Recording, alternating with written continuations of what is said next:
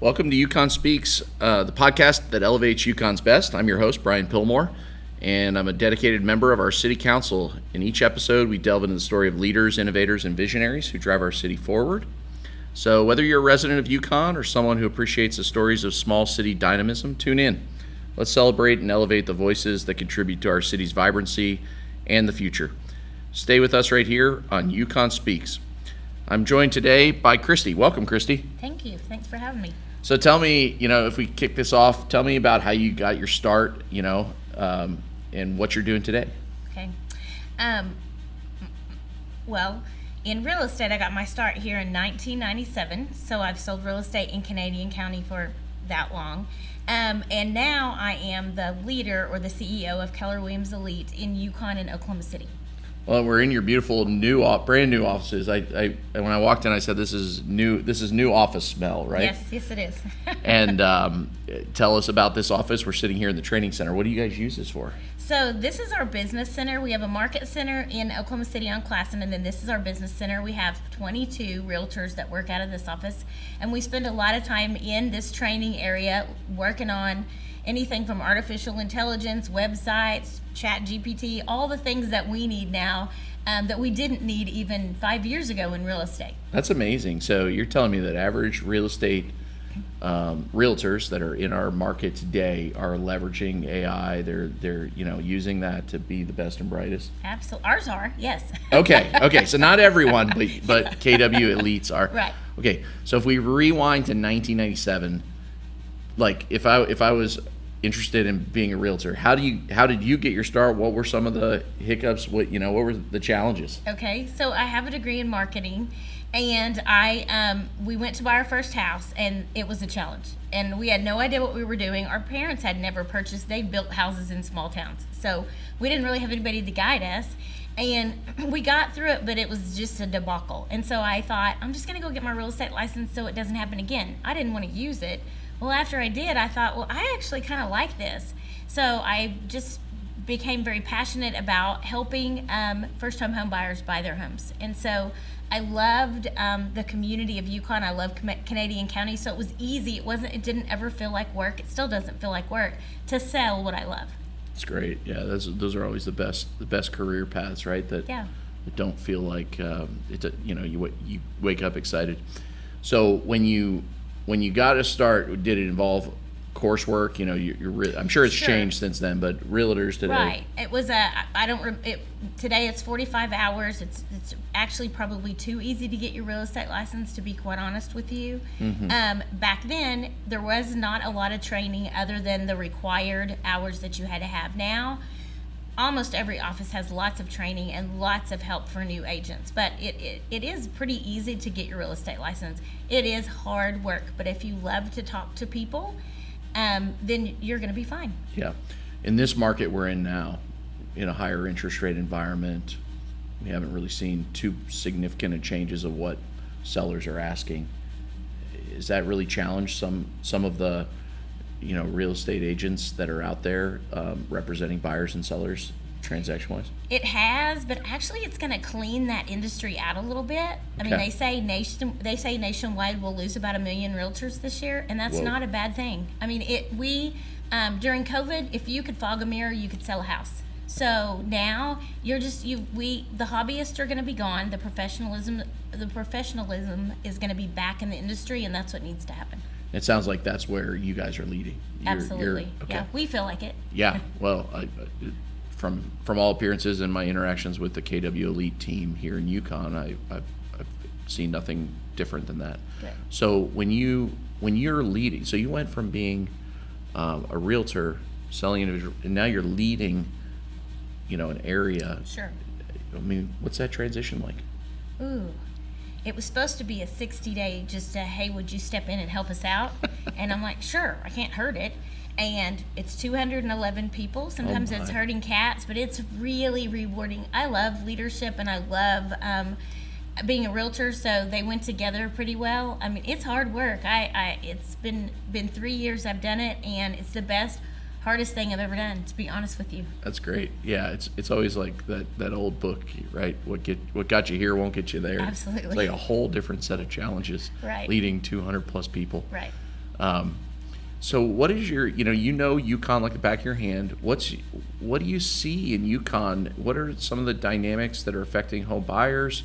What are some of the changes in the community that have happened that are positive? What are some of the challenges? I think the good and the bad is the growth. You know what I mean? The growth is great in all the things that have come into Yukon so that people want to live in Yukon. And I say now Yukon has everything here that anybody would need. They don't need to go to Oklahoma City. We've got it all. So I think that's good. I think also with that sometimes that's a bad. Do we keep up with that? You know what I mean? In some areas, are we keeping up? So, but yes, I think that we have so much to offer, especially young families coming in here, because our school systems are so fantastic and we have so many more things to do in our parks and our rec center. It just, to me, it's for somebody who grew up in a small town.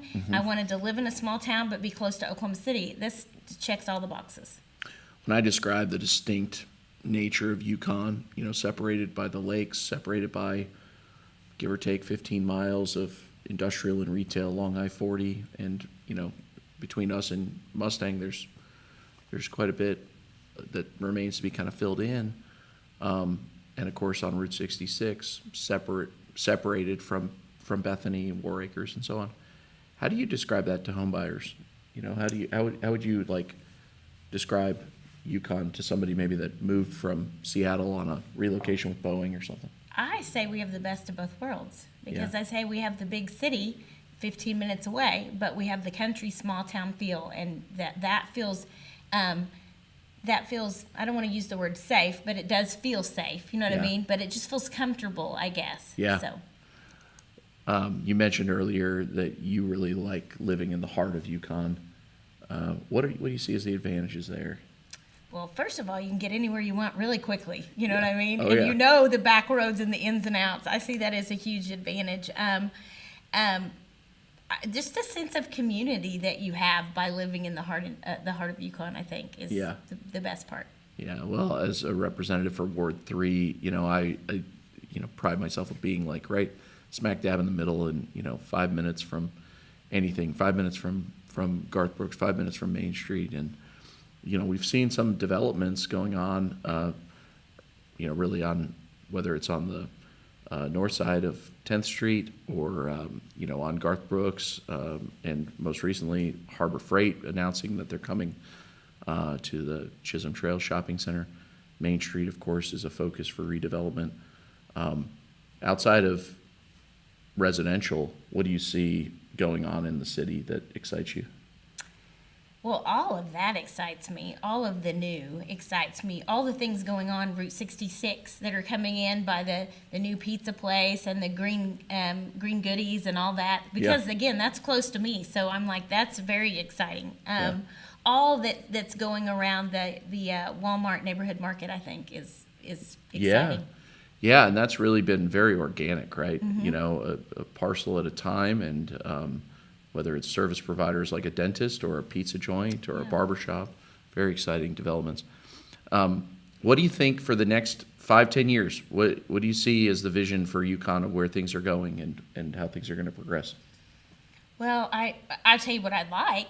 Can I say that? Please do. I would love to have a place downtown that is got an outdoor facility, a place where people can do outdoor and indoor and eat, and something along Main Street, because I love Main Street, and I want to continue to see Main Street revitalized and people go back to Main Street. I love that our town has a downtown area. Absolutely. And I would love to see more people take advantage of that. Yeah. Sometimes I comment that, my view of Main Street is that it truly is the heart of Yukon. Route 66 and Main Street are the heart of Yukon. Not to downplay the developments that have gone on Garth Brooks or on the north side of 10th Street or elsewhere, but the city was founded and grew up around Route 66, and I think the next 10 years are going to be real promising in that area. When you look at the highway improvements, does that affect some of the home ownership heading north, like State Highway 4 and Piedmont Road? Are you seeing any dynamics there? Not really. I mean, I think that's gotten a lot better. Yeah. In doing that. Good. Well, I appreciate your time and especially your insight in the residential real estate market. If people want to get in touch with a KW Elite agent, if people want to reach out to you, tell us the best way to do that. Oh, you can just call our office. Okay, perfect. Yeah. So look up KW Elite online, call their local office. You mentioned that there's one here in Yukon. Yes. There's one in OKC. Where's that one based in OKC? That's on Classen, Okay. right by Classen Curve. Perfect. Well, thank you so much, Christy, for spending time today. I appreciate and always enjoy the conversation. Stay right here with us on Yukon Speaks for future episodes. We're going to be elevating Yukon's best one